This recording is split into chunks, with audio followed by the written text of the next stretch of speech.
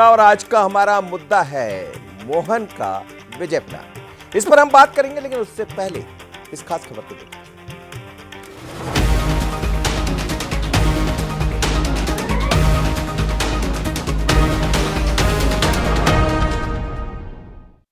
श्योपुर की धरा को प्रणाम और विजयपुर की माटी को नमन।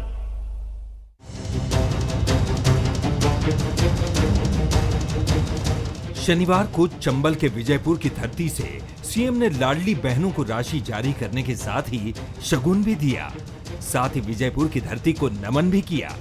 कुल मिलाकर मोहन यादव ने विजय प्लान पर कदम बढ़ा दिए हैं। विजयपुर सीट पर जल्द ही उपचुनाव होना है। इसी को ध्यान में रखते हुए सरकार ने बहनों को तोहफा देने के लिए इसको चुना। कार्यक्रम को ग्रैंड बनाने के लिए मंच पर दिग्गजों का जमावड़ा लगा। मुख्यमंत्री के साथ ही विधानसभा अध्यक्ष नरेंद्र सिंह तोमर, पंचायत एवं ग्रामीण विकास मंत्री प्रहलाद पटेल, कृषि मंत्री ऐंदल सिंह कंसाना मौजूद थे। इनके अलावा विजयपुर से संभावित बीजेपी उम्मीदवार और मंत्री रामनिवास रावत भी मंच पर थे। इस मौके पर मुख्यमंत्री ने विजयपुर के साथ ही श्योपुर के लिए भी सौगातों का पिटारा खोला।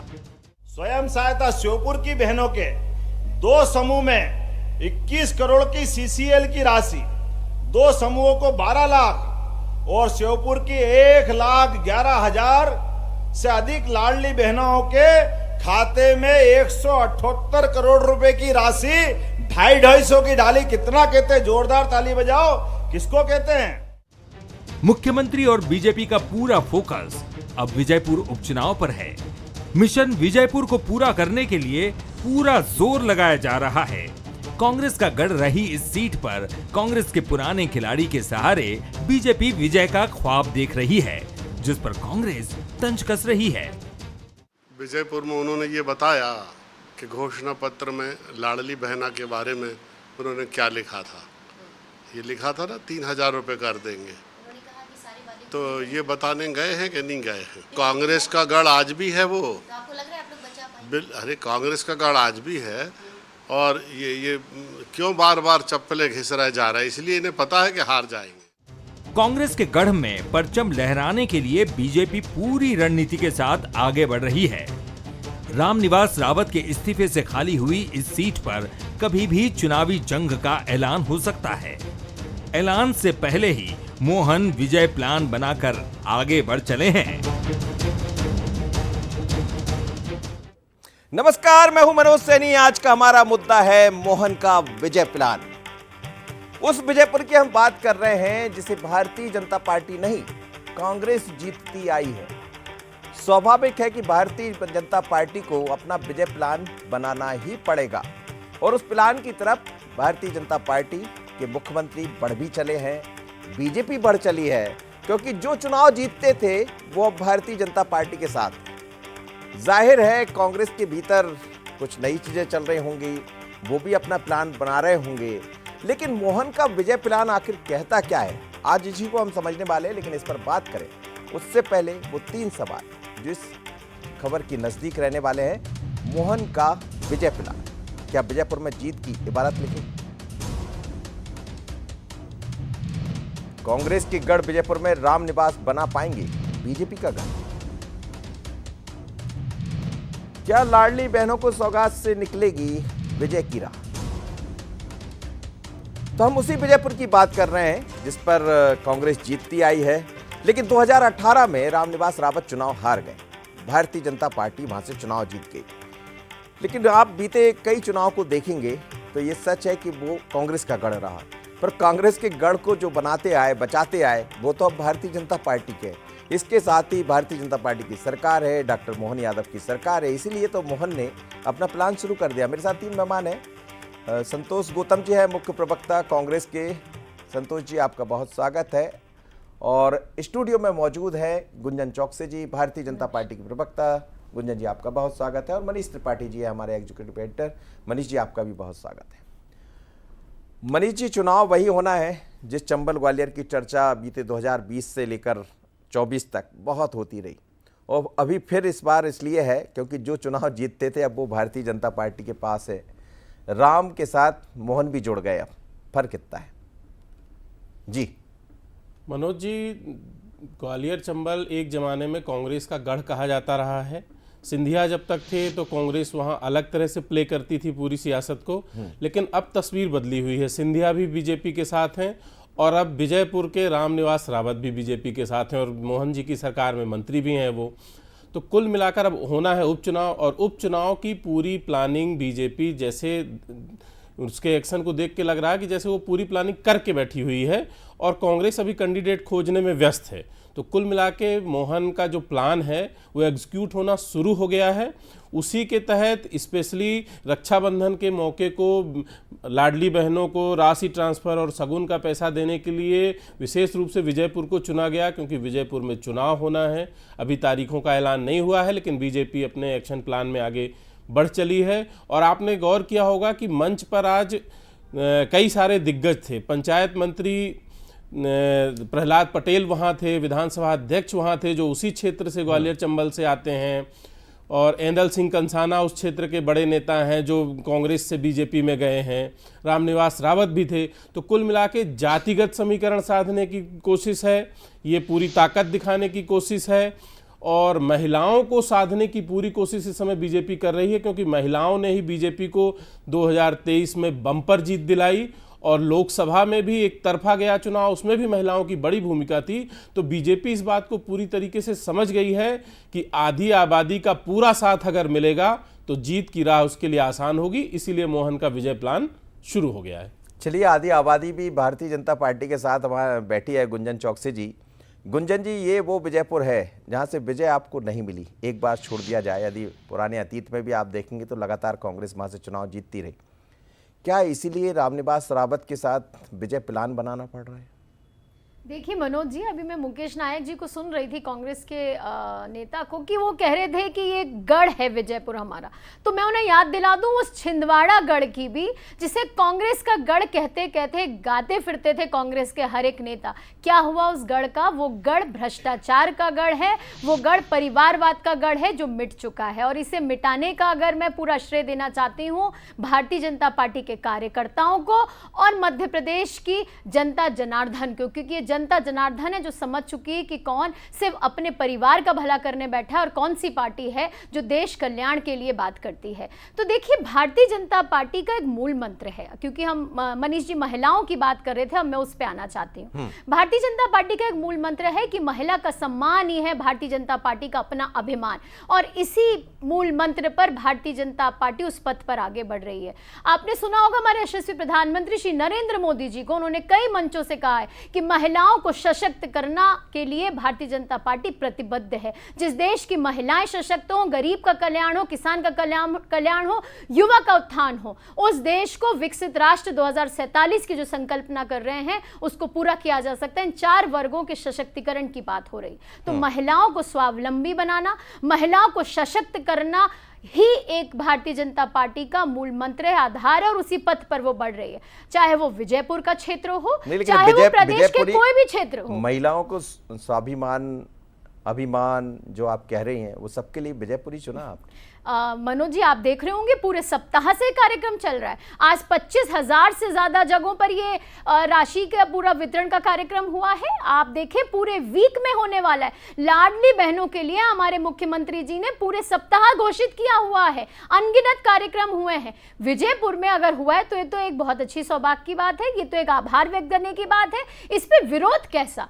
हर एक क्षेत्र, पूरा मध्य प्रदेश हमारा है, पूरे मध्य प्रदेश की बहनें हमारी हैं। प्यार और समर्थन जिस तरह पूरे मध्य प्रदेश की बहनों ने दिया है, अब हमें उन्हें आशीर्वाद जो उन्होंने हमें दिया वो लौटाने की बारी अब हमारी है।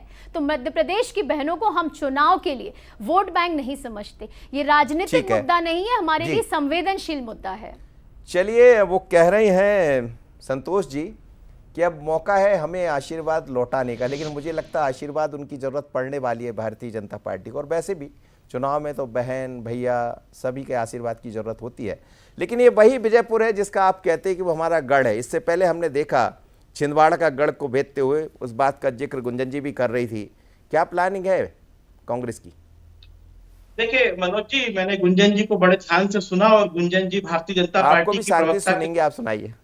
जी बिल्कुल वही मैं कह रहा हूँ कि गुंजन जी ने काफी सारी बातें बताई, लाडली बहनाओं के बारे में बताई, मध्य प्रदेश में महिलाओं को लेकर भारतीय जनता पार्टी की रणनीति के विषय में बताया। लेकिन जो हमने हाल ही के अतीत में देखा है कि उनकी बातों से लाडली बहनाओं की स्थिति मध्य प्रदेश में मेल नहीं खाती है। हमने सागर की घटना देखी, मनोज जी आप गवाह है, आपने उनको कवर भी किया था कि किस प्रकार से भारतीय जनता पार्टी के संरक्षण के कारण वहां पर दबंगों ने एक लड़की को, एक बच्ची को, एक बहन को की हत्या कर दी और उसके भाई की हत्या कर दी। नेमावर में 6 आदिवासी बहनों की जिस प्रकार से हत्या कर दी गई। एनसीआरबी की रिपोर्टें वर्षों से लगातार कह रही है कि मध्य प्रदेश जो है महिला अत्याचार के मामले में नंबर 1 बना हुआ है। यहाँ पर महिला आयोग की स्थिति क्या है, महिला आयोग को भंग करके रखा हुआ है। जो सीरियसनेस है वो नजर नहीं आती है। मध्य प्रदेश का कोई जिला बाकी नहीं है जहां महिला अत्याचार नहीं हो रहा है। इसके बाद में भारतीय जनता पार्टी की प्रवक्ता अगर बैठकर इस बारे में खेद व्यक्त करने की बजाय अगर महिलाओं के विषय में भारतीय जनता पार्टी की रणनीति को बता रही है, भारतीय जनता पार्टी की नीयत को साफ बता रही है, तो ये ब्रजभूषण शरण सिंह जी की पार्टी के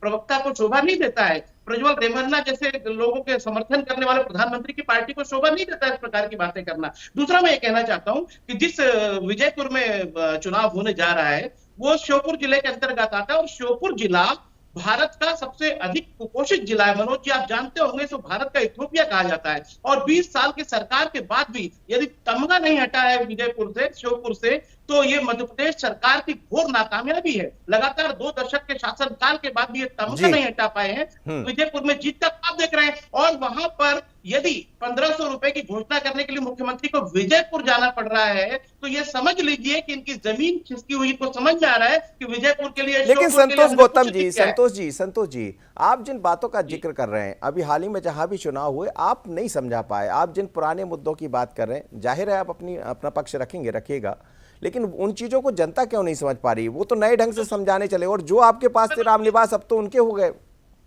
नहीं मनोज जी, इसको दूसरे परिप्रेक्ष्य में देखने की आवश्यकता है। छिंदवाड़ा की जीत की बात की गुंजन जी ने। छिंदवाड़ा में हम केवल 3000 से हारे और आपको पता है वहां पर लगातार तरह तरह के आरोप कांग्रेस पार्टी ने लगाए और हमारी सुनवाई नहीं हुई। हमने ये कहा कि वहां चुनाव आयोग कठपुतली बनकर काम कर रहा था। पूरा प्रशासन भीड़ के लिए मुख्यमंत्री और अगल बगल के स्टेट से भी जब वहां स्टार प्रचारक बुला लिए गए तो मुश्किल 3000 से जीते हैं वहां छिंदवाड़ा में। तो इसको कोई बहुत बड़ी जीत मान के ये ना सोचें कि विजयपुर में भी हम रिकॉर्ड दोहराएंगे। और विजयपुर की जनता निश्चित रूप से रामनिवास रावत से आहत है क्योंकि वो भारतीय जनता पार्टी में शामिल होकर भी औपचारिक रूप से शामिल नहीं होते क्योंकि उनको ये लालच और उनको डर था कि कहीं भारतीय जनता पार्टी मुझे मंत्री बनाएगी कि नहीं बनाएगी। तो एक पैर उनका कांग्रेस में था, एक पैर उनका भारतीय जनता पार्टी में था। तो ऐसे स्वार्थी व्यक्ति को निश्चित ही जनता सबक सिखाएगी। ठीक है, मैं लौटता हूँ। मनीष जी बात जो कर रहे हैं, लेकिन मुझे ये समझ नहीं आया कि संतोष जी ये नहीं बता पा रहे हैं कि प्लानिंग, हालांकि वो अपनी प्लानिंग क्यों बताएंगे, पर हम देख रहे हैं इस बीच में तमाम नेता उसी भिंड मुरैना पहुंचते हैं, चाहे जीतू पटवारी की बात करें, दिग्विजय सिंह जैसे लीडर वहां पहुंचते हैं। क्या कांग्रेस को भी आप इसी रूप में देखेंगे कि विजयपुर से पहले, मुख्यमंत्री के पहुँचने से पहले वो एक विज्ञापन देते हैं, एक प्रदर्शन करते हैं, धरना देते हैं? इसका मतलब क्या निकाला जाए? क्या विजयपुर के पहले एक मैसेज कांग्रेस देना चाहती कि हम सब एकता के साथ आगे बढ़ रहे हैं? लेकिन प्लानिंग मुझे समझ नहीं आई संतोष गौतम जी। देखिए मनोज जी, कांग्रेस की प्लानिंग साफ दिख रही है। वो जैसे उन्होंने अमरवाड़ा का चुनाव लड़ा वो उसी ताकत के साथ वहां चुनाव लड़ने की तैयारी कर रही है। इसीलिए उनकी सारी सीनियर लीडरशिप इस समय पिछले 2-3 दिन से आप देख रहे हैं कि ग्वालियर चंबल इलाके में है, भिंड, दतिया और मुरैना वाला ये जो पूरा बेल्ट है उधर है। तो कांग्रेस की तैयारी पूरी है और कांग्रेस पूरी टक्कर देगी। और लोकतंत्र की यही खूबसूरती है कि हार के बाद भी आप अगली कोशिश में लग जाते हैं। और मुझे लग रहा है कि कांग्रेस, जो बात संतोष जी कह रहे हैं कि ग्वालियर चंबल में एक बात हमेशा से रही है कि वहाँ जो विद्रोह वाली स्थिति हमेशा से रहती है। सियासत में देख लीजिए चाहे आम उसमें देख लीजिए, तो वहाँ गद्दारी सबसे बड़ा मुद्दा होता है। अगर कांग्रेस इस तरह की चीजें वहाँ रामनिवास रावत को लेकर आगे बढ़ाएगी, जैसे गद्दारी का जब जिक्र करते मनीष जी, तो फिर गद्दारी तो 2020 में भी थी। हाँ, बिल्कुल हुई थी, में तो बिल्कुल हुई थी मनोज जी। लेकिन आप देखिए कि 2023 में इतने शानदार नतीजे आए, लेकिन ग्वालियर चंबल में सबसे कड़ी टक्कर कांग्रेस ने बीजेपी को उसी क्षेत्र में दी है। आप अभी सीटों के लिहाज से भी देखेंगे तो ग्वालियर चंबल ही वो इलाका है जहां सबसे तगड़ी टक्कर कांग्रेस ने बीजेपी को दी है। ठीक है गुंजन जी, यही आपके सामने चुनौती है। देखिए ग्वालियर चंबल की बात करते ये बात अलग है कि 2020 में जब पार्टी में कुछ लोग आपके आ गए, भारतीय जनता पार्टी में कांग्रेस छोड़कर ज्योतिरादित्य सिंधिया के नेतृत्व में, उस समय आपको रिजल्ट आपका ठीक आया और फिर आपने वापसी भी कर ली। लेकिन बाकी चुनाव को हम देखते हैं या फिर नगरीय निकाय के चुनाव को भी हम देखते हैं, निगम के चुनाव को, तो आप महापौर वहाँ से गवा देते हैं और फिर वही विजयपुर जिसको लेकर आप जी जान लगा रहे हैं, वहाँ से सौगातों का पिटारा खोल रहे हैं। चिंता यही होगी बीजेपी के भीतर, क्या इन सब चीज़ों से काम बन जाएगा जिसकी तरफ आप आगे बढ़ना चाह रहे हैं, या फिर कुछ कांग्रेस जैसा? देखिए टक्कर तो दिखाई दी छिंदवाड़ा में, ये तो आपको मानना पड़ेगा। 3000 वोटों की हार जीत, हालांकि जीत 1 वोट की भी होती है, लेकिन जो दिखाई दिया उसमें कांग्रेस कहीं पीछे दिखाई मुझे तो नहीं दी कम से कम। देखिए मनोज जी, मैं आपकी बात का भी जवाब दूंगी, लेकिन पहले मैं खंडन करना चाहती हूं संतोष जी की बात का। बहुत दुखद है कि संतोष जी ने एक महिला अपराध के मुद्दे को राजनीति बनाने की कोशिश की। एक संवेदनशील मुद्दा है। महिला होते हुए मैं कहना चाहूंगी कि महिला अपराध चाहे कांग्रेस शासित राज्यों में हो या भारतीय जनता पार्टी की जहां सरकार हो, महिला अपराध का विरोध जरूर होना चाहिए, लेकिन उसको राजनीति में भुनाने की कोशिश संतोष जी आप कर रहे हैं। मेरा सवाल है, तब आप कहां गए थे जब आपके अपने नेता, आपके अध्यक्ष जीतू पटवारी जी एक नेत्री में रस ढूंढ रहे थे? तब आप उस समय अपमान को आपने क्यों नहीं विरोध दर्शाया? जब रणदीप सुरजेवाला हेमा मालिनी को नाचने वाली कह रहे थे, तब आपने क्यों नहीं विरोध दर्शाया? जब आपके अपनी महिला प्रवक्ता किसी रेट की बात करती थी कंगना रनौत की, तब आपने क्यों नहीं इस पे विरोध दर्शाया? जब आपके नेता आए दिन महिलाओं को अपमानित करते हैं तो आप चुप्पी साध लेते हैं, लेकिन आज राजनीति के लिए आप उसको खींचने की कोशिश कर रहे हैं। दूसरी बात इन्होंने छिंदवाड़ा की छिंदवाड़ा की हार के लिए इन्होंने फिर से इलेक्शन कमीशन को बीच में घसीट डाला। तो ये तो इनका बहुत बुरा हाल है। आपकी विचारधारा दिखती है, जहां कांग्रेस हारती है वहां इलेक्शन कमीशन का दोष आ जाता है, वहां मशीन का दोष आ जाता है, कभी ईडी सीबीआई को ये घसीट लेते हैं, हर संवैधानिक संस्थाओं को ये घसीट लेते हैं। तो जिन प्रदेशों में ये जीतते हैं वहां ईवीएम अच्छी है, जिन प्रदेशों में ये हारते हैं वहां ईवीएम खराब है। अभी लोकसभा के बाद तो उनको सभी ईवीएम अच्छी लगती है। आप बिल्कुल ये इस तरीके की जो आप रणनीति अपनाते आ रहे हैं, अब जनता जनार्दन समझ चुकी है, विभाजन की रणनीति समझ चुकी है, जातिवाद की रणनीति समझ चुकी है, एक मंच पर इतने लोगों की जरूरत पड़ रही है की रणनीति समझ चुकी है। गुंजा जी, एक मंच पर इतने नेता दिखाई दे रहे हैं, कहीं कुछ तो होगा मन के भीतर, कुछ तो चल रहा होगा। देखिए, ये तो एकता है, सामूहिकता है। भारतीय जनता पार्टी के लिए कोई भी नेता नहीं है, भारतीय जनता पार्टी के लिए सब कार्यकर्ता हैं, चाहे मैं हूं या मुख्यमंत्री। हर एक लेवल पे हम एक कार्यकर्ता की नीति से वहां हैं, हम जनता जनार्दन के विकास और सेवा ईमानदारी से वहां पर बैठे हुए हैं। और यही फर्क है कांग्रेस और भारतीय जनता पार्टी में। आपने जब उनसे सवाल किया कि आपकी रणनीति क्या है, तो वो तो कहते हैं हम जीत रहे हैं। देखिए, वो सिर्फ जीत और हार के लिए चुनाव लड़ते हैं, हम चुनाव लड़ते हैं जनता जनार्दन की सेवा के लिए। हम चुनाव लड़ते हैं कैसे प्रतिनिधि को उतारने के लिए जो सेवा भाव से सक्षम हो, समृद्ध हो और जनता के बीच प्रतिनिधि तो देखिए आपके साथ कौन है वो दिखाई दे रहा है, वो बिल्कुल सक्षम तो है, हर चीज से सक्षम, जब तो आप अपने साथ लेकर आ गए। संतोष गौतम जी, संतोष जी अपना प्लान भी बताइएगा थोड़ा सा, मैं समझना चाहूंगा जी। नहीं वो मैं प्लानिंग तो बता रहा हूँ, पर महिलाओं के बारे में वो सर महिला हो गया सर, एक बार आपने कहा, एक बार उनने जवाब दे दिया। विजयपुर पर बात कर लेते हैं। एक लाइन का जवाब दे दूं मैं कि ऐसे प्रधानमंत्री जो किसी की पत्नी को 50 करोड़ की गर्लफ्रेंड बोलते हो, किसी को जर्सी गाय बोलते हो, मणिपुर को झांकने ले गए, प्रज्वल रेवन्ना के साथ खड़े हो गए, ब्रजभूषण शरण सिंह को संरक्षण दिया, ऐसे व्यक्ति की सर भटक जाएंगे सर, आ जाइए सर, वापस आ जाइए विजयपुर पर। दूसरा मैं ये कह रहा हूँ कि श्योपुर में और विजयपुर में हमारी रणनीति बेहद मजबूत है, सभी नेता बेहद गंभीरता से विचार कर रहे हैं। भारतीय जनता पार्टी जो एकता की बात कर रही है भारतीय जनता पार्टी की, उसके लिए सबसे ज्यादा जो डरने वाली बात है वो ये है कि वहां पर जो पिछली बार चुनाव लड़े थे रामनिवास रावत के खिलाफ, वो और उसके पहले जो विधायक रहे सीताराम आदिवासी, वो दोनों ही बेहद खिलाफ हैं और उन्होंने कह दिया कि जरूरत पड़ी तो हम कांग्रेस में भी चले जाएंगे। तो भारतीय जनता पार्टी विजयपुर में कंफर्टेबल नहीं है, ये गुंजन जी भी जानते हैं, पूरी पार्टी जानते हैं, पूरी ताकत उन्होंने झोंक दी है और 1500 रुपए की घोषणा भी उन्होंने की है। लेकिन वहां की महिलाएं जानना चाहती हैं कि 1500 रुपए के लिए नहीं वादा किया गया था, वादा किया गया था 3000 रुपए के लिए कि जब बजट आएगा तो 3000 रुपए दिया जाएगा। बजट आ चुका है, काफी पैसा आ चुका है, कर्जा ले लिया गया 38,000 करोड़ रुपए का, लेकिन हमारे 3000 रुपए कहाँ है? किसान लोग पूछना चाहते हैं कि 2700 रुपए क्विंटल। सीताराम जी का आप जिक्र कर रहे थे, क्या सीताराम जी से बात चल रही सर? नहीं, हम क्यों बातचीत करेंगे? मैं तो उनकी बात कर रहा हूं कि वो बेहद असंतुष्ट है और जब बातचीत करने आएंगे तो निश्चित रूप से कांग्रेस पार्टी पे हर विकल्प पर ध्यान रखेगी। मैं तो पूछना चाहता हूं, किसानों को 2700 रुपए गेहूं का समर्थन मूल्य क्यों नहीं दिया गया? मोदी की गारंटी के नाम से बोला गया था।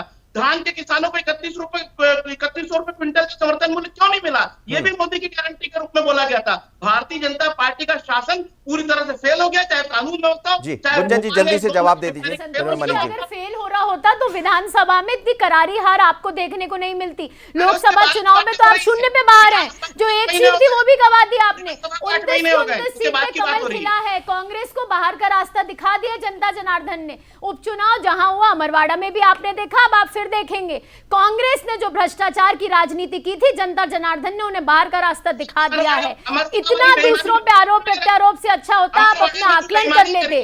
जीतू पटवारी जी की अध्यक्षता में लाखों कार्यकर्ताओं ने पलायन किया है। संतोष जी, कभी थोड़ा आकलन भी कर लिया करें। सिर्फ आरोप प्रत्यारोप से राजनीति नहीं होती। ख्याल अच्छा है, जोड़ते रहिए आप, लेकिन अब हमारे नेतृत्व से परेशान है, जो जगह जगह लाठियां खा रहा है, जो वाटर कैनन की मार खा रहा है। जीतू पटवारी के युवा नेतृत्व से परेशान है। और चुनाव की बातें छोड़ दीजिए, चुनाव चले गए, आगे का हाल देखिए आपका क्या होने वाला है, क्योंकि हमारा नेतृत्व हमारे संतोष जी, आप नेतृत्व की बात करें, किस नेतृत्व की? नेता कहाँ है आपके पास? आप नेतृत्व शब्द उपयोग करने के लायक नहीं बची है पार्टी।